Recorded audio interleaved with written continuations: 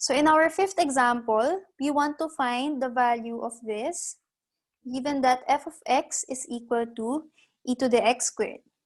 So first, hanapin muna natin yung Maclaurin series for e to the x squared using this equation. Okay? So we have this. So now, isipin natin, paano natin hahanapin itong value na to? So saan natin siya huhugutin? So kung i-recall ninyo yung mga natutunan natin so far, saan ba nag-a-appear yung nth derivative of f evaluated at a? So tama.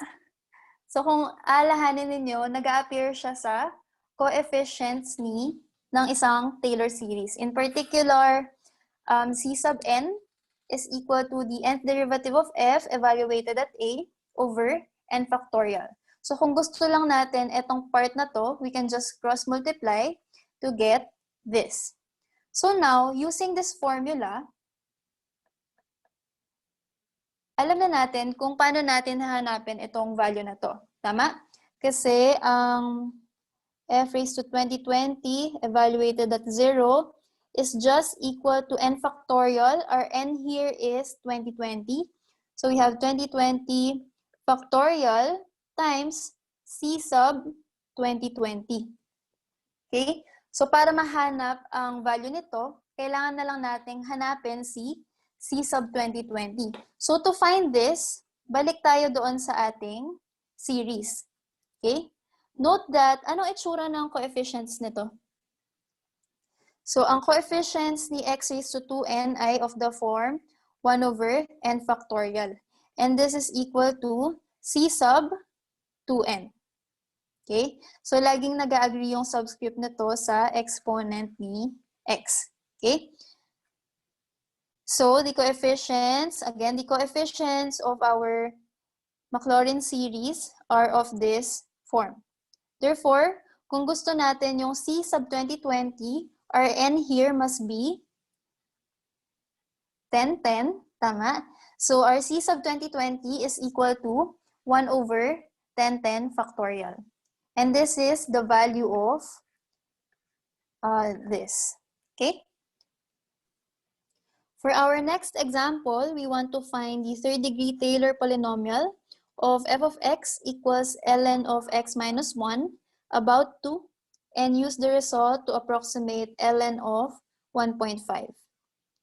Note that the third-degree Taylor polynomial for f of x equals ln of x minus 1 about 2 is of this form. Tama?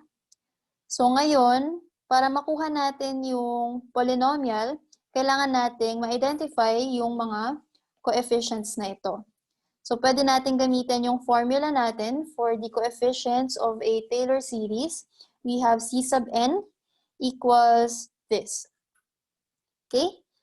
Thus, we find that c naught is equal to f of 2 over 0 factorial. F of 2 is 0. So we have 0. Okay? And then for c sub 1, we need to find f prime of 2, which is 1, and divide that by 1 factorial. So we get 1. And then we get this for c sub 2 and this for c sub 3. Okay? Ngayon, nahanap na natin yung ating coefficients. So pwede na nating isulat yung ating third-degree Taylor polynomial for f of x equals ln of x minus 1 about 2, which is equal to this. Okay? So now, we can use this to approximate ln of 1.5. Okay? Note that ln of 1.5 is equal to what in terms of f?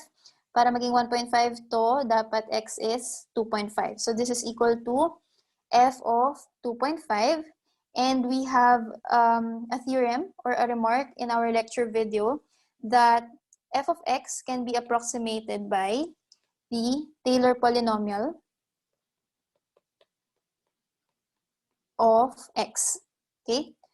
So f of 2.5 is approximately equal to the third-degree Taylor polynomial for f of x, which is given by, evaluated at 2.5, given by this. Okay? And then you can verify that this is equal to 5/12. Okay?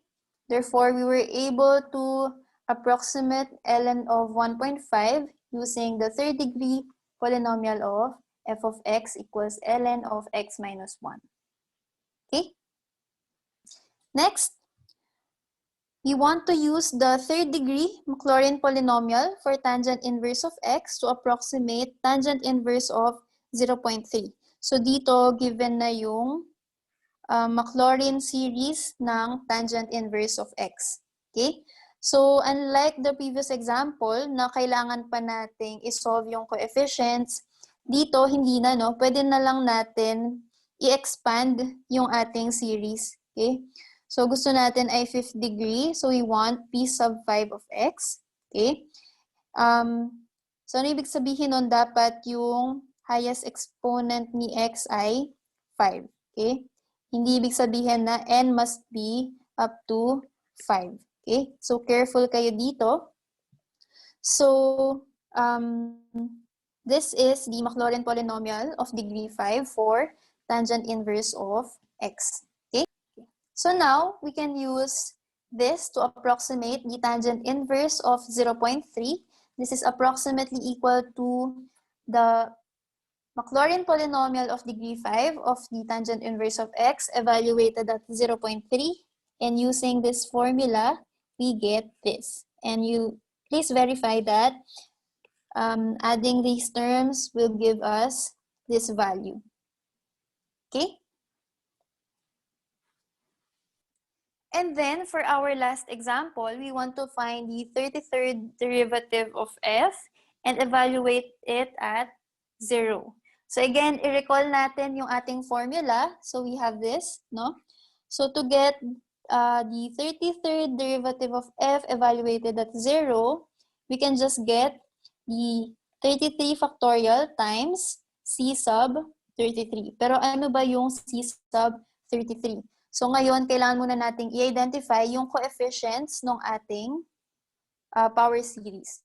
Okay? Observe that the coefficients of the power series or Maclaurin series for tangent inverse x are of this form.